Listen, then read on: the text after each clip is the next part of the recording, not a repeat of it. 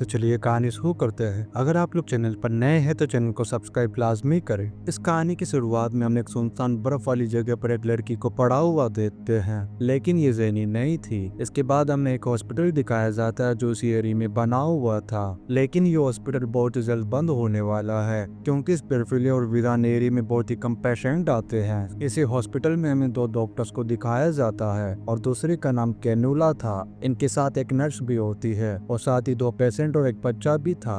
फिर हमें हॉस्पिटल के बाद कैनुला के बॉयफ्रेंड को दिखाया जाता है जिसका नाम ओली था।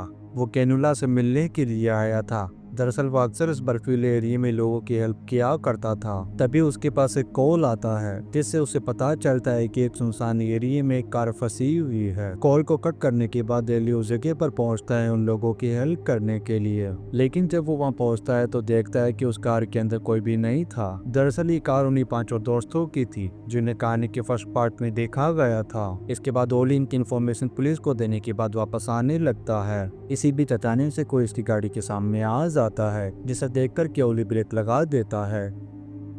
यहाँ पर हमें पता चलता है कि ये कोई और नहीं बल्कि ज़ेनी थी जो उन पांचों दोस्तों में अकेली बच गई थी। यहाँ पर ज़ेनी ठंड की वजह से बहुत ही बुरी तरीके से ठंड से कांप रही होती है। तभी अचानक से वो बेहोश होकर के गिर जाती है नीचे, जिसके बाद ओली उसे हॉस्पिटल लेकर के जाता है जहाँ पर उसका काफी अच्छी तरीके से ट्रीटमेंट किया जाता है। थोड़ी देर बाद कुछ ऑफिसर आते हैं जेनी से मिलने के लिए। दरअसल वो उसे उस होटल के बारे में पूछताछ करने के लिए आए थे। तब जेनी उन्हें सब कुछ बता देती है। इसके बाद ये ऑफिसर इस होटल की तरफ जाते हैं इंक्वायरी लेने के लिए।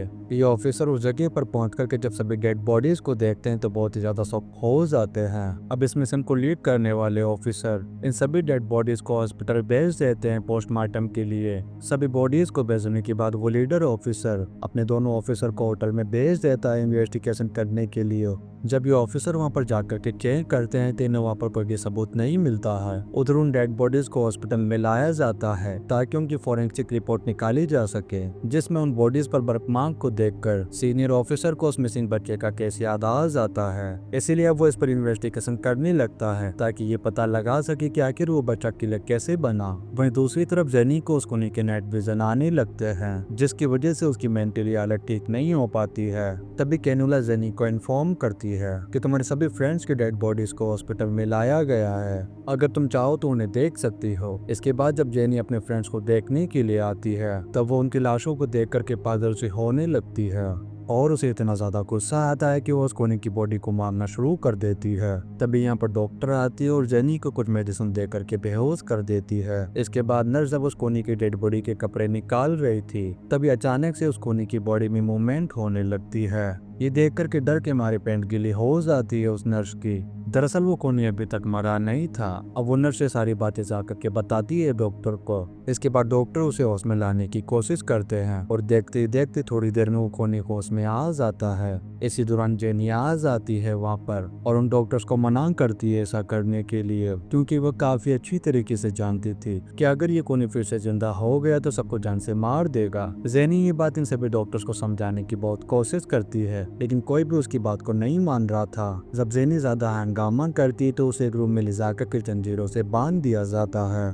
साथ ही साथ वो उस कोनी को भी चैन से बांध देते हैं ताकि उसे होश आने पर मर्डर केस के जुर्म में उसे जेल भेजा जा सके। इससे इन्वेस्टिगेशन में इन लोगों को मदद मिल सकती थी। खैर अभी सभी लोग रूम से बाहर चले जाते हैं लेकिन एक पुलिस ऑफिसर कोनी पर नजर रखने के लिए वहीं पर रुक जाता है। अब इससे पहले वो पुलिस ऑफिसर को समझ पाता तभी अचानक से वो कोनी चाकू से वार करके काम तमाम कर देता है उसका।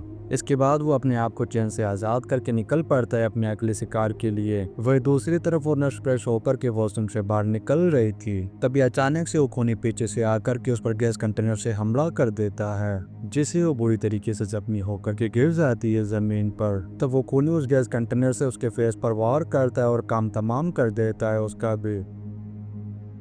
दूसरी तरफ कैनुला और हरमन इन चीजों से अनजान थे और एक जगह पर बैठकर के हंसी मजाक कर रहे थे। तभी अचानक से लाइट ऑफ हो जाती है हॉस्पिटल की। तब हरमन कनेक्शन चेक करने के लिए जनरेटर रूम में जाता है। वहीं कैनुला पेशेंट को चेक करने के लिए उसके रूम की तरफ बढ़ने लगती है। तभी उसे वॉशरूम के पास उस नर्स का एक पैर दिखाई देता है। इसके बाद जब वो वॉशरूम में जाती है तो लाइट नहीं होने की वजह से उसका पैर फिसल जाता है और वो गिर जाती है नीचे। तभी जनरेटर चालू होने से लाइट ऑन हो जाती है और कैनुला को दिखाई देती है उसी नर्स की डेड बॉडी, जिसे देखकर कि वो बहुत ही बुरी तरीके से डर जाती है और भागने लगती है वहां से। वो भाग करके दूसरे रूम में जाती है और कॉल करते अपनी बॉयफ्रेंड ओली को, लेकिन ओली उसके कॉल को रिसीव नहीं करता है। जिसके बाद कैनुला वॉइस मैसेज के जरिए उसे यहाँ की सारी बात बताती है।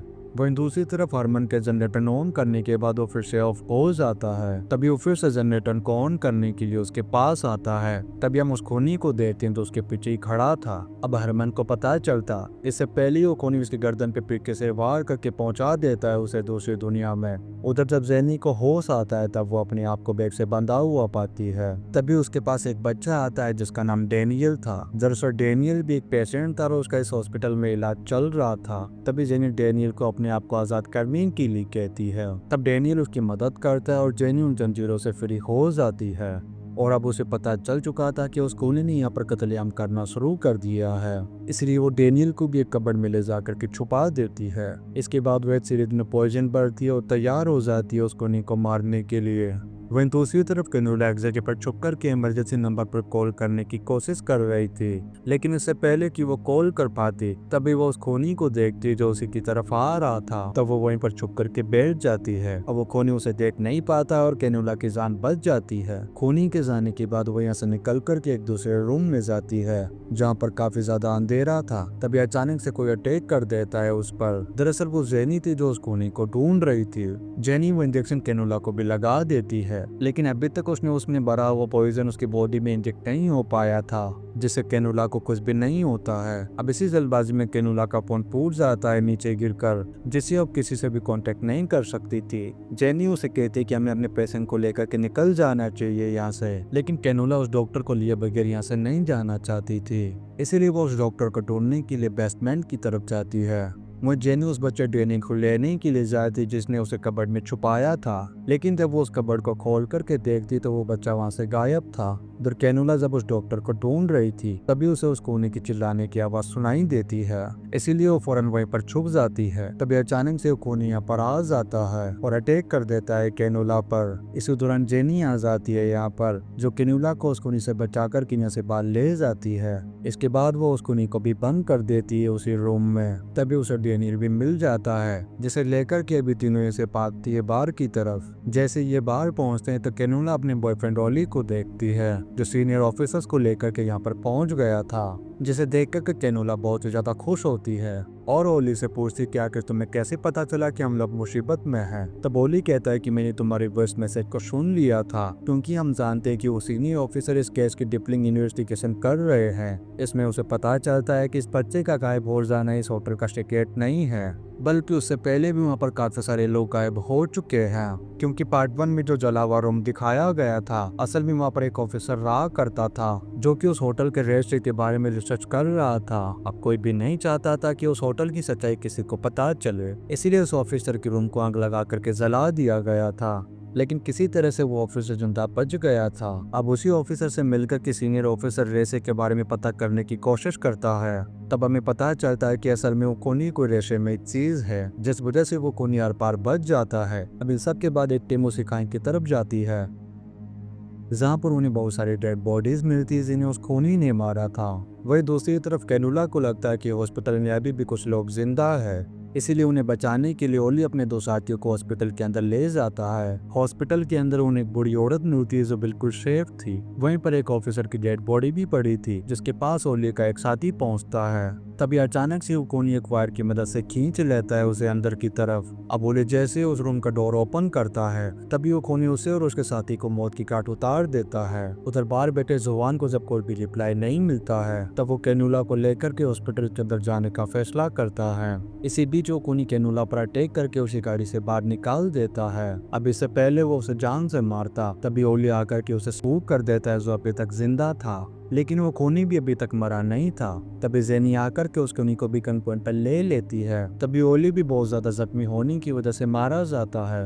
अपने बॉयफ्रेंड को मरा हुआ देखकर के कैनुला बहुत ज्यादा रोने लगती है। तब जेनी शांत करती है उसे। इतने में वो खूनी वहाँ से गायब हो जाता है। तब जेनी उसे ढूंढने लगती है, लेकिन वो उसे कहीं भी नजर नहीं आता है। अब यहाँ पर जेनी फैसला करती है कि चाहे कुछ भी हो जाए, वो उस खूनी को जान से कत्ल करके रहेगी। इसलिए वो गन और स्केटिंग बोर्ड के साथ होटल की तरफ जाने लगती है, लेकिन कैनुला उसे मना करती है उस जगह पे जाने के लिए। लेकिन जेनी उसकी बात नहीं मानती है और निकल पड़ती है होटल की तरफ। इसके बाद वो होटल के अंदर जाकर के एक जगह पर छुप जाती है और वेट करने लगती है उस खूनी का, ताकि जैसे ही वो सामने आए तो वो उसका काम तमाम कर सके। लेकिन इसी बीच उसे नींद आ जाती है, क्योंकि वो बहुत ज्यादा थक चुकी थी। जब सुबह उसकी आंख खुलती तो वो उस खूनी को अपने पीछे खड़ा हुआ पाती है, लेकिन इससे पहले कि जेनी से गोली मारती, वो उसकी गन पकड़ लेता है और वार कर देता है कुल्हाड़ी से उस पर। अब यहाँ पर इन दोनों के बीच में बहुत ही खतरनाक तरीके की फाइट शुरू हो जाती है। इसमें जेनी बहुत ही बुरी तरीके से जख्मी हो जाती है। तभी पीछे से कैनुला आकर के गोली चला देती है उस खूनी पर। ये देखकर कि वो खूनी कैनुला पर अटैक कर देता है और उसे उस होटल से बाहर फेंक देता है। लेकिन इससे पहले कि वो कैनुला को जान से मारता, तभी पीछे से जेनी एक कुल्हाड़ी फेंकती है उस पर, जो सीधी जाकर के घुसती है उस पीठ में, जिससे उसकी वहीं पर मौत हो जाती है। इसके बाद जेनी उसके करीब जाती है और 2-4 गोलियां और मार देती है, और इसी सीन के साथ ही कहानी गोल्ड प्ले टू लिंक पर खत्म हो जाती है। वीडियो कैसा लगा आप लोग कमेंट करके लाजमी बताएं। अगर आप लोग चैनल पर नए हैं तो चैनल को सब्सक्राइब लाजमी करें। आप लोग वीडियो को like and comment share and subscribe लाजमी करें। मिलते हैं नेक्स्ट वीडियो में। Thank you.